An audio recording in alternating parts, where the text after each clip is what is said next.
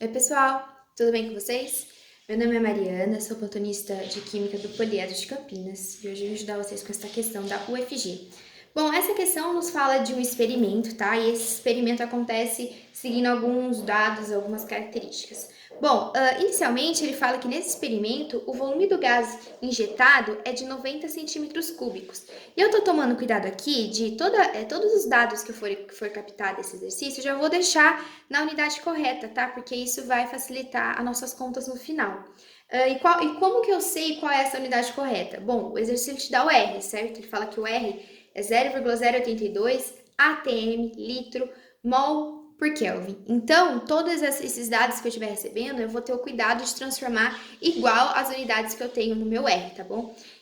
Para a temperatura, ele fala que o experimento vai estar correndo a 29 graus Celsius, então eu já converti para Kelvin, tá? A massa, 203 miligramas, já converti para grama, porque se a gente pensar nesse mol que aparece nesse R, a gente precisa deixar ele em grama, tá bom? Depois a gente vai ver que isso vai ser importante deixar essa unidade em grama. Uma coisa que ele não te dá é a pressão que esse gás está exercendo. Mas, gente, aqui a gente vai ter que ter uma intuição, tá? Qual que é essa intuição? Se você olhar para o desenho, você percebe que esse sistema ele está sob a pressão atmosférica. Tá, então a gente tem que admitir que o sistema está sob pressão atmosférica, justamente porque o exercício não fala qual é essa pressão que o sistema está sofrendo. Então a gente vai ter que admitir que é a pressão atmosférica. E nesse caso, a pressão atmosférica é igual a 1 atm, tá bom? Então a gente considera essa pressão atmosférica sendo 1 atm, que também é a mesma coisa de falar que é 760 milímetros de mercúrio, tá bom? Só que uma coisa a gente tem que pensar, quando a gente olha na segunda imagem, no momento vai ter um equilíbrio, né? Então quer dizer que a pressão que está sendo exercida externamente vai ser igual à pressão que está sendo exercida internamente. E quando isso acontece, eu não tenho mais deslocamento de volume nessa proveta e nem do volume do líquido que está aí dentro. Então, você percebe que quando eu atingo esse equilíbrio, eu consigo fazer uma afirmativa. Qual é essa afirmativa? Que a pressão do gás que eu injetei, mais a pressão do vapor de água, porque o líquido que essa proveta foi imersa é água, e ele te dá o valor da pressão de vapor de água, né, que ele fala para você que é 30 milímetros de mercúrio.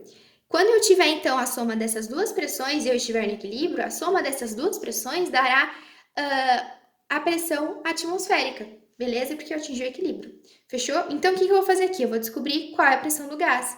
Então, basta eu subtrair a pressão total pela pressão realizada do líquido, que se encontra no experimento, que é a água, que é 30, e eu chego, então, na pressão do gás. Fazendo essa conta aqui, eu encontrei a pressão, mas a pressão para milímetros de mercúrio. Lembrando que a gente precisa deixar em atm. Então, a pressão que esse gás vai estar exercendo para retomar vai ser 730 milímetros de mercúrio, só que eu preciso converter para atm. Basta, então, pegar esse 730 e dividir por 760, realizo essa conversão, tá bom? Então, a pressão do gás é essa aqui. Beleza, no segundo momento, a gente precisa encontrar a massa molar, que é isso que o exercício te pede. E aí, a gente precisa lembrar dessa fórmula aqui, bonitinho, ó. PV igual a NRT, né?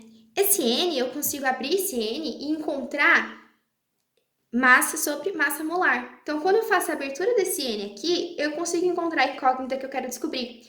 E eu sei a pressão que eu descobri, eu sei o volume que o exercício me deu, sei a massa que o exercício me deu, o R que o exercício me deu e a temperatura que o exercício me deu. Então, basta agora substituir tudo isso para resolver essa equação aqui e encontrar, então, essa massa molar.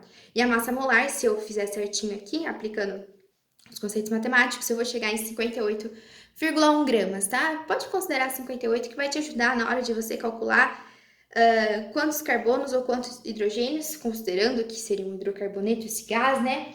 Para a gente montar o item 2, que seria essa fórmula estrutural. Então, para montar a fórmula estrutural, que o exercício pede, né, que ele pede a fórmula estrutural plana de um dos isômeros do gás. Então, para que eu possa montar essa fórmula estrutural, eu preciso considerar essa massa molar. Então, imagine que eu estou considerando um carbono, tá? Um hidrocarboneto, ou melhor, um alcano, um hidrocarboneto, alcano, com 4 carbonos, tá? Então, qual seria um tipo de isômero que eu poderia ter para um C4H10, que se você fizer as contas, vai chegar em 58 gramas por mol? Você poderia escrever tanto assim, tá? Tanto essa fórmula aqui, ele só pede um isômero, então não precisa escrever os dois, ou assim, tá bom? Se você fizer as continhas, considerando as massas molares do carbono e do hidrogênio, multiplicando pela quantidade de cada um, você vai chegar dessa massa molar aqui. Beleza, galerinha? Espero ter ajudado vocês e bons estudos!